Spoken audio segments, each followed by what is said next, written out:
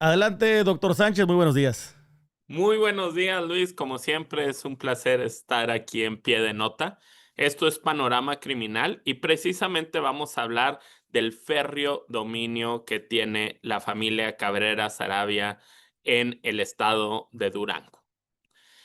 Este dominio prácticamente se puede retrotraer a 2015. No quiere decir que los Cabrera Saravia hayan surgido en 2015. Tienen desde los años 90 operando como familia criminal, pero fueron exterminando una a una diferentes células del cártel de Sinaloa y fueron sacando del estado a otras organizaciones como los Zetas. Y en 2015, de 2015 a la fecha, se puede decir que han sido los dueños absolutos de Durango. No importa que haya pasado tres gobernadores, como Jorge Herrera Caldera, como José Rosa Saizpuro, como Esteban Villegas, ha sido intocada su posición.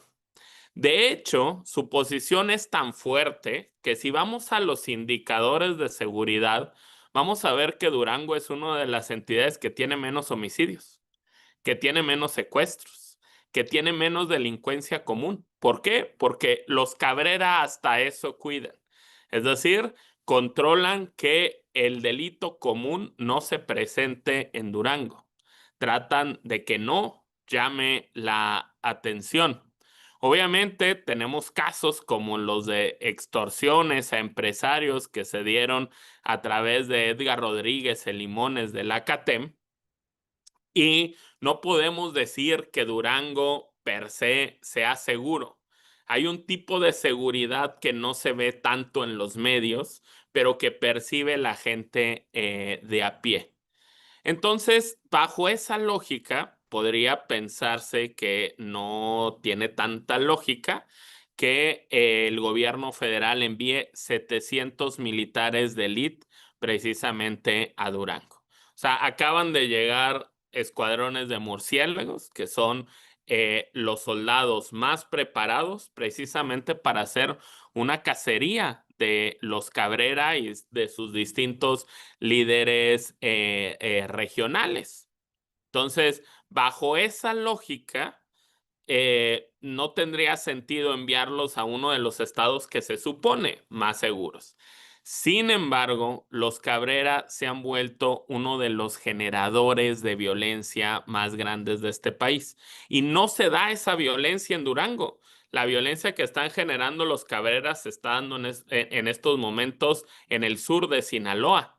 Se está dando en Chihuahua, capital, o se está dando en Ciudad Juárez, donde han aparecido mantas atribuidas a los Cabrera.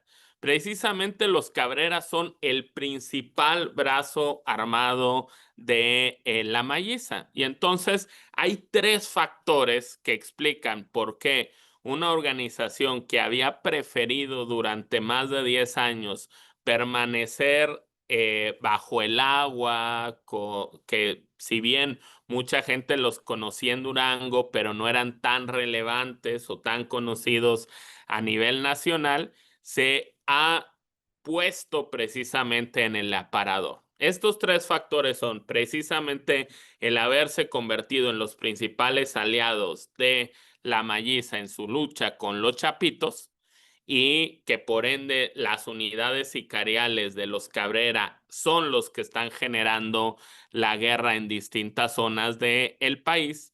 El segundo factor es las acusaciones de colusión que hoy enfrenta Esteban Villegas, en donde es muy probable que se le inicie una investigación por parte de la Fiscalía General de la República y posiblemente por autoridades norteamericanas. Y el tercer factor, ya se los había comentado, es este esquema de extorsiones que se desarrolló junto con la CATEM, una de las dos centrales obreras más importantes de este país, en donde una persona, Edgar Rodríguez, alias El Limones, que pertenecía a la CATEM, que era el líder de la CATEM en la comarca lagunera, y que también pertenecía a los Cabrera, extorsionaba a empresarios ganaderos, agricultores, transportistas de servicios y un largo etcétera.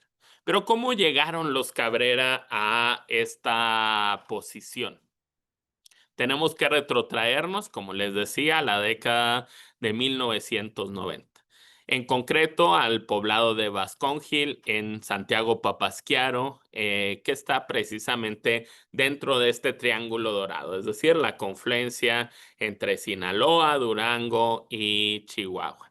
Y en este municipio serrano de pocos habitantes se fue generando esta familia que se dedicaba a la siembra de marihuana y amapola. En ese momento, en la década de los 90, se podía decir que el cártel de Sinaloa ya tenía muchos años dominando Durango, pero no lo hacía solo con una familia. De hecho, lo hacía a través de 4 diferentes familias criminales.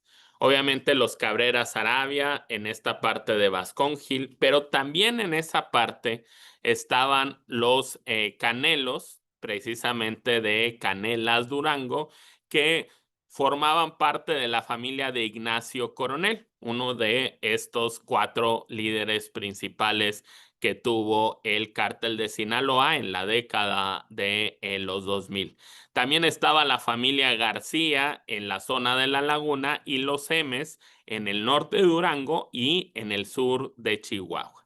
Y entonces, a partir de 2009, comienza el proceso de expansión de los Cabrera Saravia. Su primer enfrentamiento fue precisamente contra los Canelos y duró este enfrentamiento de 2009 hasta 2013, cuando fue arrestado Humberto Rodríguez Coronel en 2013, pero desde antes ya se veía un debilitamiento de parte de los Canelos, precisamente por el asesinato, el abatimiento en 2010 de Ignacio Coronel.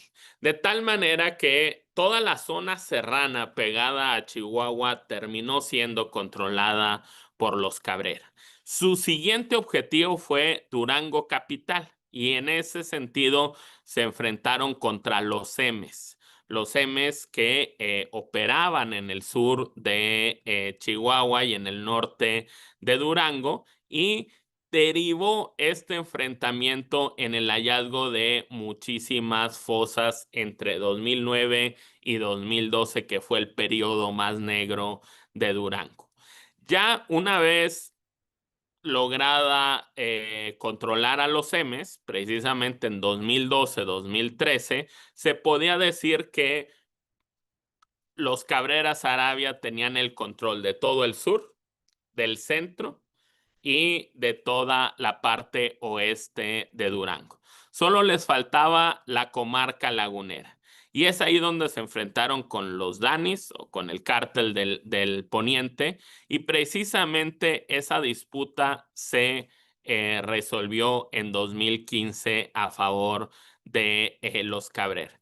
De tal manera que en 2015 los Cabrera habían exterminado ya las otras 3 familias criminales del cártel de Sinaloa, algo sui generis, o sea, porque no era normal que entre propias facciones de un mismo cártel se enfrentaran, y también había expulsado a los Zetas de Durango. Hoy, los Cabrera Saravia tienen presencia en 39 de los 39 municipios de Durango. No hay uno solo que se salve.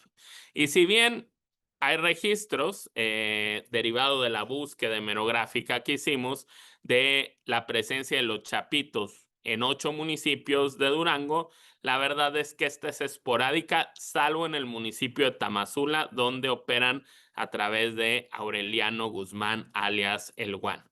De tal forma que de los 39 municipios, 38 los dominan los Cabrera, 1 los Chapitos.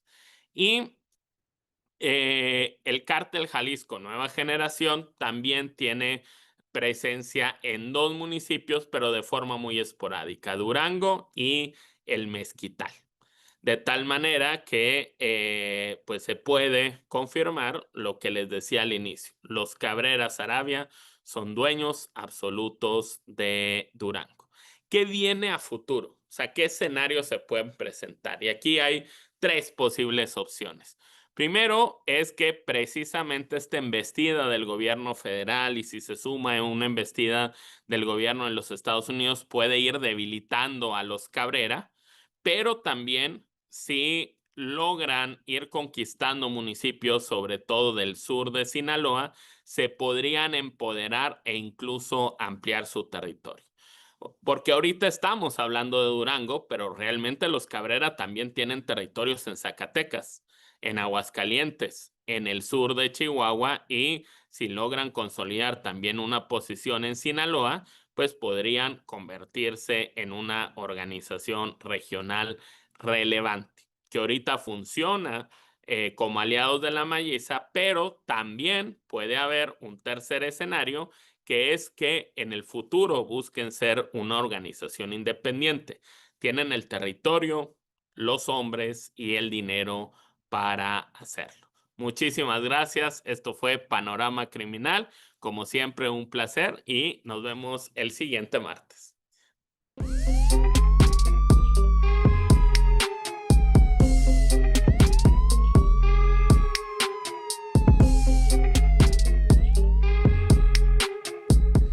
Gracias.